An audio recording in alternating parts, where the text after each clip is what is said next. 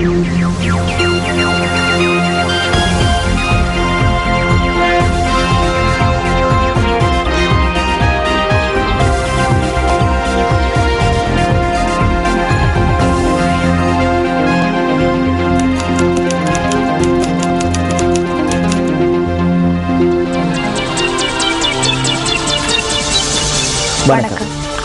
இது நியூஸ் ஃபர்ஸ்டின் பிரதான செய்திகள். இன்றைய விரிவான செய்திகளுக்கு செல்லும் முன்னர் முதலில் தலைப்புச் செய்திகள். நல்லாட்சி மற்றும் மனிதுரிமை தொடர்பில் பாடம் கற்பிக்க வேண்டிய அவசியமில்லை. அமைச்சர் மஹிந்த சமரசிங்க ஜெனீவாவில் தெரிவித்தார். தனது அரசியல் நற்பெயருக்கு களங்கம் விளைவிக்கும் முயற்சி முன்னெடுக்கப்படுவதாக அமைச்சர் மைத்ரிபால சிறிசேன குற்றச்சாட்டு. මට යමක් දැන නිසායි මම මේ කියන්නේ. මගේ ජීවිතයේ තියෙන අනතුරකයි. விளையாட்டுப் போட்டிகளில் பங்கேற்பதற்கு முன்னர் பாடசாலை மாணவர்களை உடற்தகுதி பரிசோதனைக்கு உட்படுத்துமாறு ஜனாதிபதி பணிப்புரை. இலங்கை கிரிக்கெட் நிறுவன தேர்தலில் திலங்க சுமதிபால தலைவர் பதவிக்கு வேட்புமனு தாக்கல். இலங்கை தொடர்பில் ஐக்கிய நாடுகளின் மனிதுரிமைகள் பேரவையில் கொண்டுவரப்பட உள்ளதாக தெரிவிக்கப்படும் பிரேரணை பேரவையின் கொள்கைகளுக்கு முரணானது என அமைச்சர் மஹிந்த சமரசிங்க தெரிவித்துள்ளார். இலங்கை சார்பில் இன்றைய தினம் மனிதுரிமைகள் பேரவையின் கூட்டத்தொடரில் உரையாற்றிய போதே அவர் இவ்வாறு தெரிவித்தார். ஜெனீவாவில் நடைபெறுகின்ற மனித உரிமைகள் பேரவையின் 22வது கூட்டத்தொடரில் இலங்கை சார்பில் அமைச்சர் மஹிந்த சமரசிங்க இன்று உரையாற்றினார். யுத்தம் நிறைவு பெற்று 3 ஆண்டுகள் கடந்துள்ள நிலையில் இலங்கையில் முன்னெடுக்கப்பட்ட புனர்வாழ்வு மற்றும் புனரமைப்பு தொடர்பில் ஏற்பட்ட முன்னேற்றங்கள் குறித்து அமைச்சர் இதன்போது விரிவாக விளக்கம் அளித்தார். கற்றுக்கொண்ட பாடங்கள் மற்றும் நல்லிணக்க ஆணைக்குழுவின் பரிந்துரைகளை அமுலாக்குவதில் ஏற்பட்டுள்ள முன்னேற்றம் குறித்தும் அமைச்சர் இங்கு கருத்து தெரிவித்தார். We believe that resolution number 19/2 on Sri Lanka இலங்கை தொடர்பாக 2012ஆம் ஆண்டு மார்ச் மாதம் 22ஆம் தேதி கொண்டுவரப்பட்ட 19 இலக்க பிரேரணை முற்றாகவே தேவையற்ற ஒன்று எனவும் நியாயமற்றது எனவும் நாம் கருதுகின்றோம். அந்த பிரேரணை கொண்டுவரப்பட்டு 1 வருடம் கடந்துள்ள நிலையில் அந்த பிரேரணையின் தொடர்ச்சியாக மற்றும் ஒரு பிரேரணை இந்த அமர்வில் முன்வைக்கப்பட உள்ளதாக இந்த சபையிலும் ஏனைய இடங்களிலும் அறிவிக்கப்பட்டுள்ளதுடன் அதன் வரைவும் இங்கு பகிரப்பட்டுள்ளது. இலங்கையில் மனித உரிமைகள் பாதுகாக்கப்படுவது குறித்தும் அதன் முன்னேற்றம் குறித்தும் இந்த பேரவையில் ஏதேனும் நியாயமற்ற பக்கச்சார்பான கொள்கைகளுக்கு முரணான அல்லது நீதியற்ற நடவடிக்கை ஒன்று முன்னெடுக்கப்படுமானால் நாங்கள் அதனை வெண்மையாக எதிர்க்கின்றோம். ஒரு நாட்டை மையப்படுத்திய பிரேரணை ஒன்றை இந்த சபை ஏற்றுக்கொள்ளவோ அல்லது விவாதத்திற்கு எடுத்துக் கொள்ளவோ கூடாது என நாம் உறுதியாக நம்புகின்றோம். அவ்வாறு இடம்பெறுமாயின் அது இந்த பேரவையின் ஸ்தாபக கொள்கைகளுக்கு முரணாக அமையும். அவ்வாறு இடம்பெறுவது நிச்சயமாக இரட்டை நிலைப்பாட்டை தெளிவாக வெளிப்படுத்துவதாக அமையும். ஆயுத முரண்பாட்டிற்கு பின்னரான காலப்பகுதியில் நாம் தொடர்ச்சியாக மனித உரிமைகளுடன் தொடர்புடைய நிறுவனங்களுடன் இணைந்து செயற்படுகின்றோம். அவர்கள் இலங்கை தொடர்பான நிலைமைகள் குறித்து கொண்டிருக்கின்ற ஆர்வத்திற்கு நாம் நன்றி தெரிவிக்கின்றோம். எம்மால் அடையப்பட்டுள்ள முன்னேற்றங்கள் குறித்தும் நாம் எதிர்நோக்குகின்ற சவால்கள் குறித்தும் மிகவும் தெளிவாக குறிப்பிட்டுள்ளோம். கருத்தாடல் மற்றும் தீர்மானங்களை நடைமுறைப்படுத்துவதற்கான கட்டமைப்பை நாம் உருவாக்கியுள்ளோம். எனினும் நாம் தெரிவு செய்துள்ள பாதை தவறானது என எமக்கு தெரிவிக்கப்படுகின்றது. இது தவறான ஒன்றாகும். எமக்கு அவர்கள் விரிவுரைகளை நடத்தி கற்பிக்க முற்படுகின்றனர். எமது வரலாறு, கலாச்சாரம் மற்றும் அரசியல் பின்புலம் ஆகியன குறித்து குறைந்த அளவிலான விளக்கத்தை உடையவர்கள் எமக்கு அறிவுரை வழங்க வேண்டும் என அவர்கள் கூறுகின்றனர். எமக்கு அவர்கள் சொல்லவோ கற்பிக்கவோ தேவையில்லை. அவை எமது சமூக கலாச்சார கட்டமைப்புடன் ஆழமாக இணைந்து கொண்டுள்ள விடயங்களாகும். எமது செயற்பாடுகளை நிறைவு செய்வதற்கு நமக்கு அவகாசமும் சந்தர்ப்பமும் வழங்கப்பட வேண்டும். நமது நாட்டிற்காகவும் நமது மக்களுக்காகவும் நம்மால் செயற்பட முடியும் என்பதில் நாம் உறுதியாக நம்பிக்கை கொண்டுள்ளோம். We need time and space, Mr. President, to complete our work, and we are confident that we will be able to deliver for our people and our country. ஐக்கிய நாடுகளின் மனிதுரிமைகள் பேரவையில் இலங்கை நல்லிணக்க நடவடிக்கைகளை ஊக்கப்படுத்த வேண்டுமே அன்றி இலங்கை தனிமைப்படுத்தக்கூடாது என ஜெனீவாவுக்கான இலங்கையின் நிரந்தர வதிவிட பிரதிநிதி அலுவலக ஆலோசகர் பிரியங்கா விக்ரமசிங்க தெரிவித்துள்ளார். சர்வதேச அமைப்புகள் தொடர்பான அமெரிக்க உதவி ராஜாங்க செயலாளர் எஸ்எப்ரிமர் மனிதுரிமைகள் பேரவையின் 22வது கூட்டத்தொடரில் வெளியிட்ட கருத்துக்கு பதிலளிக்கும் வகையில் அவர் இதனை கூறியுள்ளார். கற்றுக்கொண்ட பாடங்கள் ஆணைக்குழுவின் பரிந்துரைகளை நிறைவேற்றுவதில் குறைபாடுகள் நிலவும் வரையில் மனித உரிமைகள் பேரவையின் செயற்பாடுகளும் முற்றுப்பெற மாட்டாது என இந்த கூட்டத்தொடரின் 2ஆம் நாளான நேற்று உரையாற்றிய போது சர்வதேச அமைப்புகளுக்கான அமெரிக்க பிரதி ராஜாங்க செயலாளர் எஸ்தர் பிரேமர் குறிப்பிடுகின்றார். கடந்த வருடம் நிறைவேற்றப்பட்ட பிரேரணையின் மூலம் இலங்கையில் சிவில் அமைப்புகள் அச்சமின்றி தமது பொறுப்புகளை முன்னெடுப்பதற்கான ஊக்கம் வழங்கப்பட்டிருப்பதாகவும் அவர் கூறினார். இலங்கையில் முன்னேற்றங்கள் ஏற்படுத்தப்படுவது குறித்து சர்வதேச நாடுகளின் கவனத்தை தொடர்ந்தும் தக்க வைப்பதற்காக இம்முறையும் கூட்டத்தொடரில் மற்றொரு பிரேரணை கொண்டுவரப்பட உள்ளதாக பிரேமர் மேலும் தெரிவித்திருந்தார்.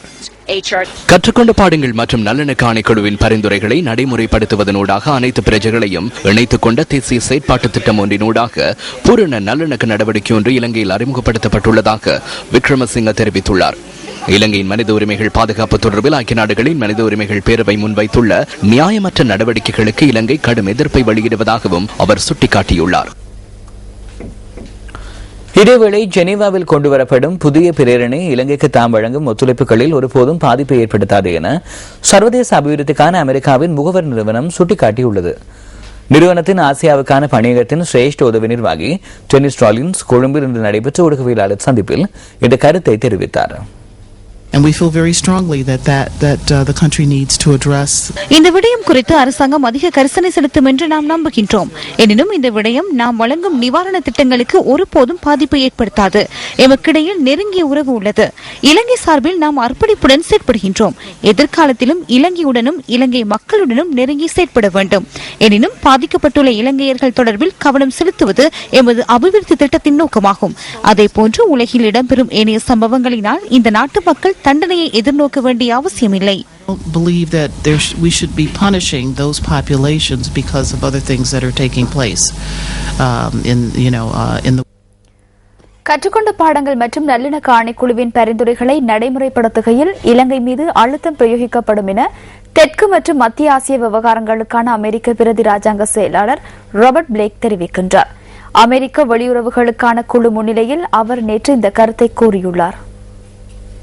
And I must say, progress on thus far on implementing the LLRC action plan has been slow.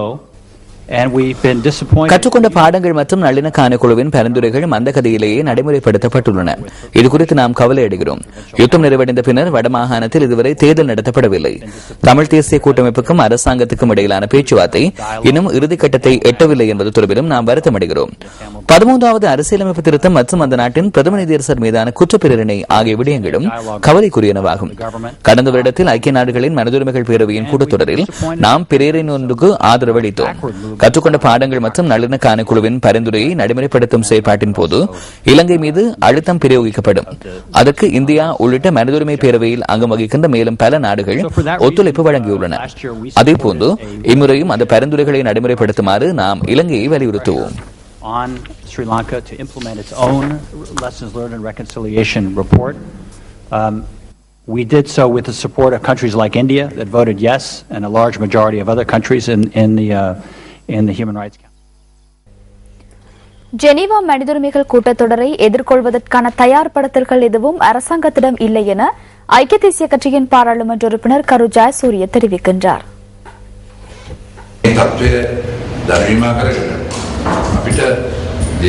இந்த நிலைமையை மையமாக கொண்டு நாம் அரசியல் ரீதியாக மகிழ்ச்சி அடைவதில்லை. ஏனென்றால் நாமும் இந்த நாட்டை நேசிக்கின்றவர்கள். அதேபோல் நவநீதன் பிள்ளை முன்வைக்கின்ற அனைத்து குற்றச்சாட்டுகளுடன் நாம் இணங்கவில்லை. குறைந்தபட்சம் ஐநா மனித உரிமைகள் கூட்டத்தொடரில் கலந்து கொள்வதற்கான எவ்வித தயார்படுத்தல்களையும் நாம் காணவில்லை. ஜெனீவா கூட்டத்தொடருக்கு அனுப்ப வேண்டிய குழுவின் தலைவர் யார் என்பது கூட கூட்டத்தொடர் ஆரம்பமாகுவதற்கு 72 மணித்தியாலங்களுக்கு முன்னரே தீர்மானிக்கப்பட்டது. இந்த அரசாங்கத்தின் முகாமைத்துவம் என்னவென்பது இதிலிருந்தே தெரிகின்றது.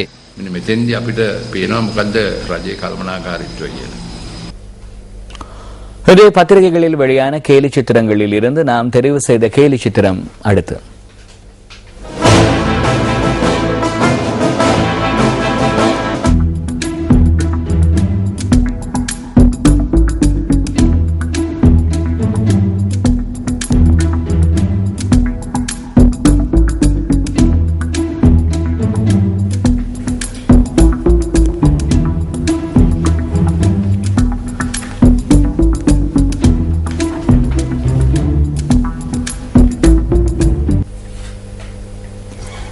கொலைச்சம்பவம் ஒன்றில் குற்றவாளியாக காணப்பட்ட ஐவருக்கு காலி மேல் நீதிமன்றம் இன்று மரண தண்டனை விதித்துள்ளது. ஹாலி நாகுட பகுதியில் ஒருவரை கொலை செய்தமை தொடர்பில் குற்றஞ்சாட்டப்பட்டிருந்த ஐவருக்கு இன்று மரண தண்டனை விதிக்கப்பட்டுள்ளது. கொலை தொடர்பில் பிரதிவாதிகளுக்கு எதிராக சுமத்தப்பட்டிருந்த குற்றச்சாட்டுகள் நிரூபிக்கப்பட்டுள்ளதாக தீர்ப்பை அறிவித்த காலி மேல் நீதிமன்ற நீதிபதி KBK ஹெரிம்புரேகம குறிப்பிட்டார். இதில் முதலாம் மற்றும் இரண்டாம் பிரதிவாதிகள் இராணுவத்தில் கடமையாற்றியவர்கள் என்பது குறிப்பிடத்தக்கது. 1998 ஆண்டு அக்டோபர் மாதம் 23ஆம் தேதி இந்த கொலை சம்பவம் இடம்பெற்றிருந்தது.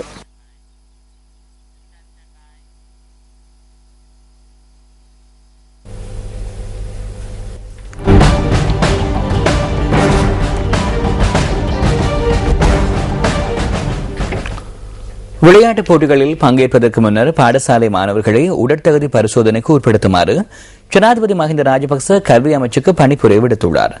இன்று முற்பகல் ஜனாதிபதி இந்த ஆலோசனையை வழங்கியுள்ளதாக ஜனாதிபதி ஊடகப் பிரிவு தெரிவிக்கிறது.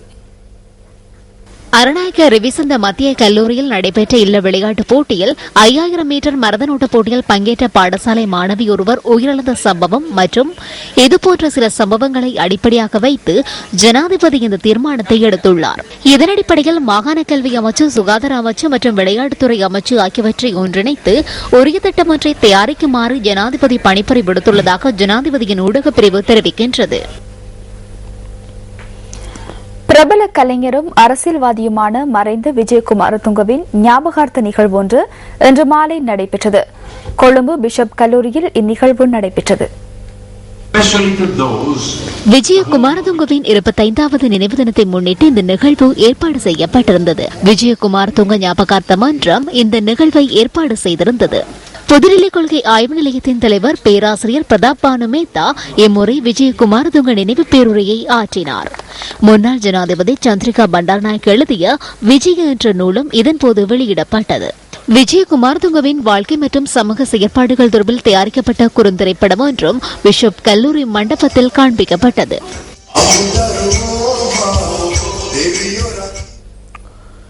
எந்த ஒரு தேசத்திலும் மக்களால் மறக்க முடியாத மனிதர்கள் ஒரு சிலரை உருவாகின்றனர்.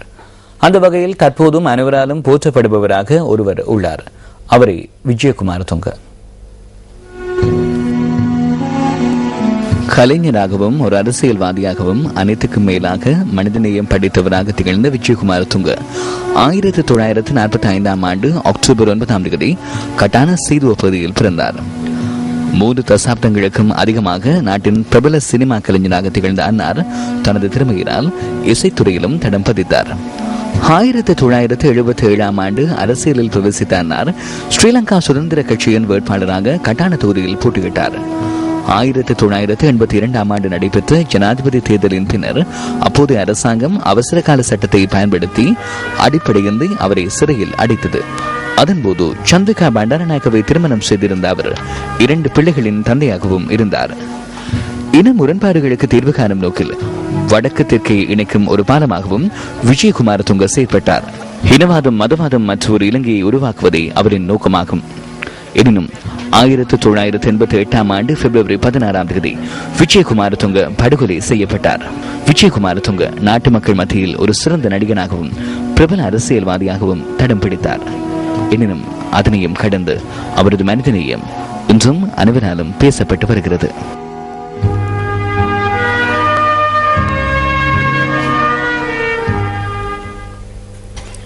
விவசாய ஓய்வூதியத்தை வழங்க முடியாவிட்டால் மக்களுடன் வீதியில் இறங்குவதாக ஐக்கிய தேசிய கட்சியின் பாராளுமன்ற உறுப்பினர் சஜித் பிரேமதாச தெரிவிக்கின்றார். திஸ்ஸ மகாராம பகுதியில் இன்று நடைபெற்ற வைபவம் ஒன்றில் உரையாற்றிய போதே அவர் இதனை கூறினார். திஸ்ஸ மகாராம பன்னே கமோ பகுதியில் உள்ள 295 குடும்பங்களுக்கு சஜித் பிரேமதாச இந்த நிவாரணங்களை பகிர்ந்தளித்தார். பாராளுமன்றத்தில் சட்டமூலம் ஒன்று நிறைவேற்றிக் கொண்டுள்ளனர். பாராளுமன்ற உறுப்பினர்களின் சம்பளம் அதிகரிக்கும் போது ஓய்வு பெற்ற உறுப்பினர்களின் ஓய்வூதியம் அதிகரிக்கிறது. பாராளுமன்ற உறுப்பினர்களை ஒரு விதமாக நடத்துகின்றனர். ஆனால் நாட்டின் விவசாயிகளை எவ்வாறு நடத்துகின்றனர்? விவசாயிகளுக்கு வழங்கப்படும் ஓய்வூதியம் இன்று முழுமையாக ரத்தாகியுள்ளது. விவசாய ஓய்வூதியத்தை இந்த அரசாங்கத்தினால் வழங்க முடியாது போனால் மக்களுடன் வீதியில் இறங்கி போராட்டம் நடத்துவோம் என்பதை இந்த சந்தர்ப்பத்தில் நான் கூறுகிறேன்.